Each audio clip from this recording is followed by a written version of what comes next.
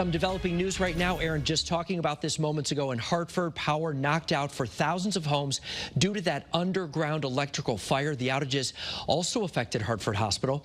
Your reporter tonight, Aya Galal, live in downtown Hartford with the very latest. Aya.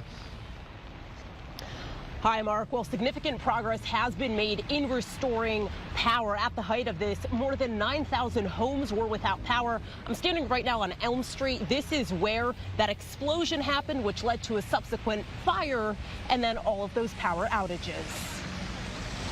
It all started in the early morning hours. Hartford firefighters were called to 55 Elm Street following an explosion. Smoke was coming from the building. The crews went into operations. They checked all of the floors from the main floor to the top and determined that it was coming from the basement, which was a transformer volt. So we immediately notified Eversource. Firefighters extinguished the fire. 55 Elm was once a state office building and is now being turned into apartments. The explosion left thousands of homes in the dark, including the mayor's.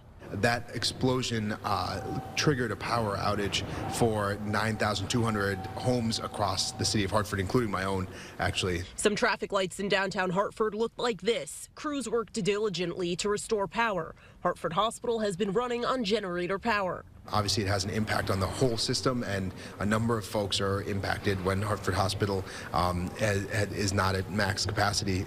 But we're working to make sure that every part of the city, but especially those critical parts that really make a life and death impact, are back up as quickly as possible. Hartford Hospital says its most essential clinical functions are running, but there have been disruptions to elevators, garage gates, and some public spaces. Patients inside of the hospital tell us surgeries were delayed. We tried to get more information on how exactly operations were affected. A hospital spokesperson directed us to a statement saying, in part, "We continue to assess the situation. Hospital operations are currently operating normally and care to our patients is not affected. Patients will be contacted directly if the power outage impacts their scheduled surgeries." And Eversource is currently reporting only 14 outages in Hartford. That number significantly down from around 9,000 earlier in the day. Now, as for the cause of that explosion, that is under investigation, and fortunately, nobody was hurt. Your reporter live in Hartford tonight, Aya Galal, Channel 3 Eyewitness News. Aya, thank you. Now to